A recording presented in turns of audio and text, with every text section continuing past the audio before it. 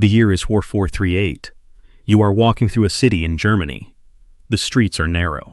The buildings are made of stone and wood. It is cold. Your breath makes small clouds in the air.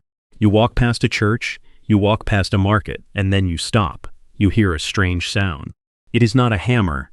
It is not a horse. It is a sound you have never heard before. Clack, clack. The sound is coming from a small workshop. The door is open. You look inside. A man is sitting at a wooden table. He is not writing. He is not painting. He is doing something new. Something that will change the world forever. Breathe in, breathe out. Let us go inside. Let us meet the man. Let us learn how he printed the modern world. The man's name is Johannes Gutenberg. He was born in the city of Mainz, Germany. The year was around 4400. We do not know the exact date. That is one of the mysteries of his life. His family was not poor, but they were not rich either. His father worked with the church. His mother came from a family of merchants. Merchants are people who buy and sell things for money. So young Johannes grew up in a world of metal and money. He learned how to work with his hands. He learned how to cut stone. He learned how to shape metal. These skills were common in mines. Many people work with metal, but Johannes had a different idea. He looked at the world and saw a problem, a big problem. The problem was books. In the 4400s, books were very rare. Rare means there were not many of them. Every single book was made by hand. A person called a scribe would copy each word. A scribe is someone who writes books by hand. This work was very slow. One book could take a whole year to make, sometimes more, so books were very expensive. Expensive means they cost a lot of money. Only rich people in churches could own books. Most people never saw a book in their whole life. They could not read. They could not write. Information was locked away, locked inside the walls of monasteries. Monasteries are buildings where religious people live and pray, and locked inside the heads of a few rich people. Johannes Gutenberg saw this problem, and he thought, there must be a better way, a faster way, a way to make many books at the same time. But how? He worked on the idea for many years. He used his knowledge of metal. He used his knowledge of stone. He used his knowledge of wine presses. A wine press is a machine that squeezes grapes to make wine. Gutenberg looked at this machine, and he had a new idea. What if you could press words onto paper? What if you could make letters out of metal? And what if you could move those letters around, so you could use them again and again? This was the beginning of the printing press. The printing press is a machine that prints words on paper. It changed everything, but Gutenberg had many problems. He needed money to build his machine. So he found a partner. A partner is someone who works with you. The partner's name was Johann Fust. Fust was a rich man. He gave Gutenberg money, but Gutenberg was slow. He was a perfectionist. A perfectionist is someone who wants everything to be perfect. He did not want to make a bad book. He wanted to make the best book in the world. So he worked slowly, very slowly. He tested different metals. He tested different inks. He tested different papers. The years passed. Fust became worried. He gave more money, and more money, and more money, but still no book came out. The people in Mainz started to talk. They said, "Who is this man? What is he doing in that workshop? He never comes out. He never talks to anyone. Is he crazy?" Crazy means not thinking clearly. But Gutenberg was not crazy. He was focused. He was building something that had never existed before, something that would change the world. But it was not easy. Nothing about this work was easy. First, he needed to make the letters. Each letter had to be the same size, the same height, the same shape. If one letter was too tall, the page would look wrong. If one letter was too short, the ink would not touch the paper. So Gutenberg made a mold. A mold is a hollow shape. You pour hot metal in the mold. When the metal cools, you have a letter, a perfect letter. You can make many copies of the same letter. This was the magic of movable type.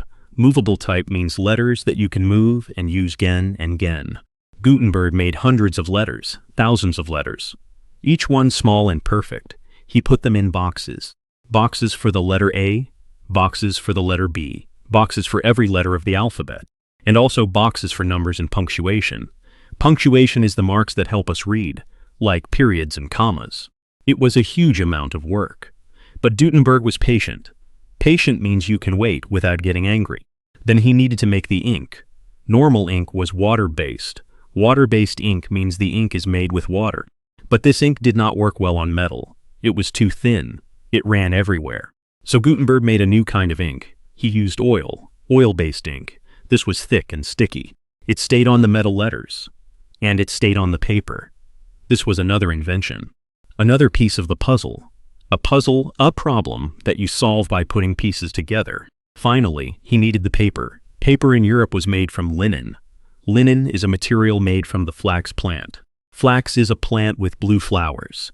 The paper was strong and soft. It could hold the ink without breaking. Gutenberg tested many types of paper. He wanted the best. He always wanted the best. The years passed. Horn 438 became Horn 440. Horn 440 became Horn 445.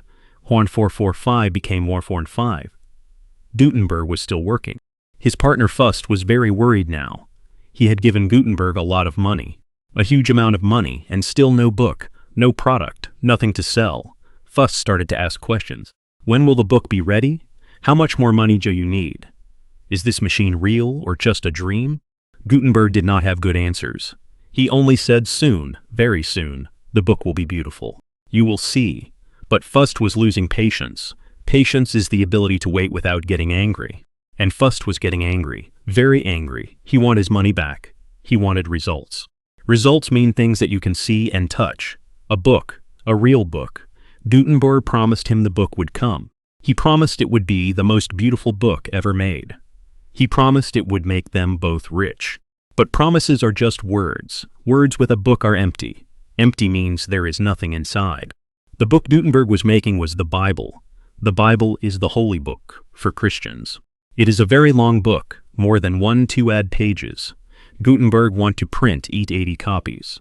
That is, 80 copies of a 1-2 page book. Think about that for a moment. Each page had to be perfect. Each letter had to be in the right place. Each line had to be straight. It was the biggest printing project the world had ever seen. Gutenberg worked with a team. A team is a group of people who work together. He had helpers, people who learned his secret methods, people who worked the press, people who mixed the ink, people who arranged the letters. It was like a small factory. A factory is a building where things are made. But this factory was new. No one had ever done this before, so everyone was learning as they worked. The printing press itself was a wooden machine. It looked like a wine press. Gutenberg took the design from the wine presses he saw in the vineyards. Vineyards are places where grapes grow, but he changed it. He made it stronger. He made it more precise. Precise means very exact. The press had a large screw. A screw is a piece of metal that turns. When you turn the screw, it pushes a flat plate down. The flat plate presses the paper onto the inked letters. Then you turn the screw the other way. You lift the plate, you take out the paper, and there it is, a printed page. But one page was not enough. Gutenberg needed to print many pages. Hundreds of pages, thousands of pages. So he made a system. First, you arrange the letters for one page. This is called typesetting. Typesetting is putting the letters in the right order. You put the typeset page in the press. You ink the letters. You put paper on top. You press, you lift, you take out the page. Then you hang the page to dry. While it dries, you start the next page. Page after page, day after day, month after month. The work very hard. It was physical work. You had to lift heavy things. You had to stand for hours. Your hands got dirty with ink. Your back hurt from bending, but Gutenberg did not stop. He could not stop. He was too close. The book was almost ready. The Bible he printed was in Latin. Latin is an old language.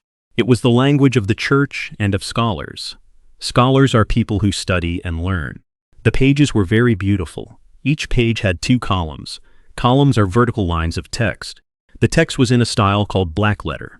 Blackletter is a dark, decorative style of writing. It looks like the letters in old books. Gutenberg made the letters look like handwriting, but they were printed. It was a beautiful trick. A trick that made printed books look like handmade books. He also left space for decorations. Decorations are things that make something look more beautiful. In handmade books, artists would paint pictures and designs in the margins. Margins are the empty spaces around the text. Gutenberg left these spaces empty. The owners of the books could hire artists to paint them later. It was a smart idea. It made the printed books feel personal. Personal means special to you. The work continued through the early 4th and 5ds. Gutenberg and his team printed page after page. They worked from sunrise to sunset. Sunrise is when the sun comes up in the morning. Sunset is when the sun goes down in the evening. Sometimes they worked by candlelight. Candlelight is the light from a burning candle. It is not very bright. It is hard to see. But they worked anyway. They had to finish. They were so close. Then in 4155, everything changed. Johannes Gutenberg's partner made a move. A move is an action that changes the situation. Fust went to court. Court is a place where a judge decides who is right in an argument. A judge is a person who makes decisions in court. Fust said Gutenberg owed him money. A lot of money. More than 2,000 guilders. A guilder was a type of money in Germany at that time. 2,000 guilders was a huge amount. It was more than most people earned in their whole life. The judge looked at the case. He listened to both sides. Gutenberg said he needed more time. He said the book was almost finished. He said Fust would get his money back. But Fust did not want to wait. He wanted his money now. The judge made a decision. He decided that Gutenberg had to pay Fust back. But Gutenberg did not have the money. He had spent everything on the printing press, on the paper, on the ink, on the metal, on the workers. He had nothing left. So the judge said that Fust could take Gutenberg's equipment. The equipment means the tools and machines he used. The printing press, the metal letters, the paper, the ink, everything. Fust took it all. He took the workshop. He took the almost finished Bibles. He took everything Gutenberg had built. And then Fust started his own printing business. With Gutenberg's own press. With Gutenberg's own workers. With Gutenberg's own ideas. Gutenberg was left with nothing. Nothing but his knowledge. Nothing but his hands. Nothing but his dream. He had built the most important machine in history. And now it was gone. Taken by the man who was supposed to be his partner. It was a terrible moment. A terrible betrayal. Betrayal is when someone you trust hurts you. Gutenberg trusted Fust, and Fust took everything, but Gutenberg did not give up. Give up means to stop trying. He did not stop. He found a new partner, a man named Konrad Humery. Humery was a doctor and a friend. He believed in Gutenberg. He gave Gutenberg money to start again, not for a big Bible this time, for smaller projects, for smaller books, for other types of printing. Gutenberg worked again. He printed a book called the Catholicon. It was a dictionary and grammar book. A dictionary is a book that explains the meanings of words. A grammar book explains how to use words correctly. But Gutenberg was never rich. He never became famous in his lifetime. Lifetime means the time when a person is alive. He lived quietly. He worked quietly. He died in 1468. He was about 6-8 years old. He died in the city of Mainz, the same city where he was born, the same city where he started his dream. He was buried in a church. The church is still there today, but we do not know exactly where his body lies. Lies means is resting. It is another mystery of his life, but Gutenberg's ideas did not die. They spread. Spread means they moved to other places. The workers who learned from Gutenberg took his knowledge to other cities, other countries, other parts of Europe. They built their own printing presses. They printed their own books. And the world began to change, faster than anyone could imagine. By the year Finfine funded, only about 5 years after Gutenberg's Bible, there were printing presses in more than 200 cities in Europe. 200 cities. Think about that. In just 5 years, the printing press went from one workshop in Mainz to hundreds of cities. Thousands of printers, millions of books. Before Gutenberg, there were maybe 30,000 books in all of Europe. 30,000. By Finfine funded, there were more than 10 million. 10 million books. This is called the printing revolution. A revolution is a big, fast change. This revolution changed everything. What changed? First, knowledge. Knowledge is information that people know. Before printing, knowledge was locked in handmade books. Only a few people could read them. Only a few people owned them. But after printing, books became cheaper. Cheaper means they cost less money. More people could buy them. More people could read them. This was a huge change. Huge means very big. Second, ideas. Ideas are thoughts about how things work. With printing, ideas could travel. Travel means move from place to place. A person in Italy could read a book written by a person in Germany. a person in France could read a book written by a person in England. Ideas crossed borders. Borders are lines between countries. Ideas crossed languages. Languages are the ways people speak and write. This sharing of ideas led to new discoveries, new inventions, new ways of thinking. Third, education. Education is learning. More books meant more schools. More schools meant more people could learn to read. More people could learn to write. More people could learn about science, history, and the world. This was the beginning of modern education. Modern means related to the present time. The kind of education we have today started with Gutenberg's printing press. Fourth, religion. Religion is a system of beliefs about God. The printing press changed religion in Europe. Before printing, the Bible was only in Latin. Only priests and scholars could read it. Priests are religious leaders. But after printing, people wanted the Bible in their own language. In German, in French, in English. This led to big changes in the church. It led to the Reformation. The Reformation was a time when new Christian groups formed. New groups that wanted to read the Bible for them. This started a big change in European history, a change that still affects us today. Fifth, science. Science is the study of the natural world. Scientists could now share their discoveries. They could print their findings. Findings are things you learn from experiments. Experiments are tests to learn something new. Other scientists could read these findings. They could test them. They could build on them. Build on means use them to make new discoveries. This sharing of knowledge sped up science. Sped up means made it faster, very fast. The scientific revolution came after the printing revolution. They are connected. Connected means they are linked together. And sixth, politics. Politics is how people govern or rule a country. Printed books changed politics. People could read about new ideas of government. They could read about democracy. Democracy is a system where people vote for their leaders. They could read about freedom. Freedom is the right to make your own choices. These ideas spread through printed books. And they led to revolutions. Revolutions in America, in France, in many other places. People read.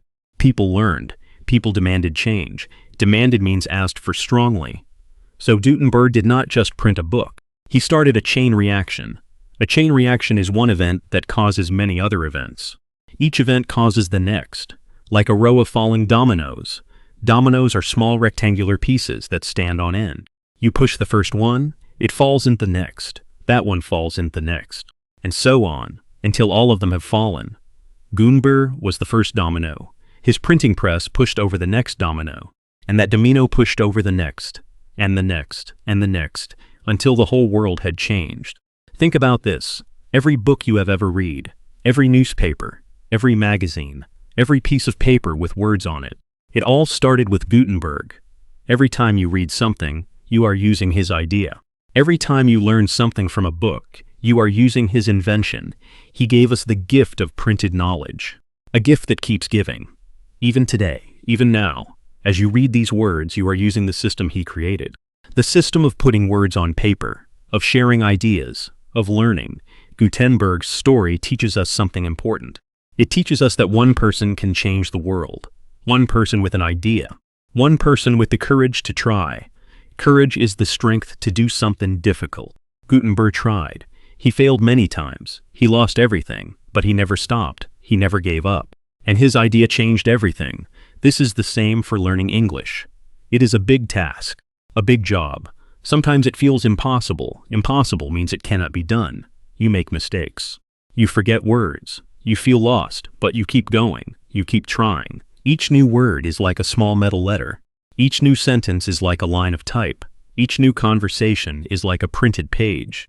You are building your own printing press, your own machine for sharing ideas, your own way to connect with the world. Learning English is like building a printing press. It takes time. It takes patience. It takes practice. Practice is doing something again and again to get better, but the result is worth it. The result is the ability to share your ideas, to read new books, to talk to new people, to learn new things. This is the gift that Gutenberg gave us. And this is the gift you are giving yours. The gift of knowledge, the gift of connection, the gift of a bigger world. So when you sit down to study English, remember Johannes Gutenberg. Remember the man in the small workshop in Mainz. The man with dirty hands and tired eyes. The man who worked for years without seeing results. The man who lost everything but kept going. He did not know that his invention would change the world. He did not know that we would still talk about him 5 years later. He just worked at a time, 1 page at a time, 1 day at a time. That is how you learn English too. 1 word at a time, 1 sentence at a time, 1 conversation at a time. You will not see the results immediately. Immediately means right now. But the results will come. They will come if you going. If you keep practicing. If you keep believing in yourself. The way Gutenberg believed in his printing press. And now, here is a question for you. I want you to think about it. I want you to answer in the comments below. The question is this. What is 1 book that changed your life? A book that taught you something new. A book that made you see the world differently. Differently means in a new way. Was it a storybook? A book about science? Or maybe a book that helped you learn English? Tell us in the comments. Write the name of the book. Write 1 sentence about why it was important to you. I read every comment. I love to hear your stories. And if you enjoyed this story, please subscribe. Subscribe means click the button to follow this channel. It is free. It helps me make more videos for you. And it helps you learn more English. Every week, a new story. Every week, new words. Every week, a new piece of history. History that helps you understand the world.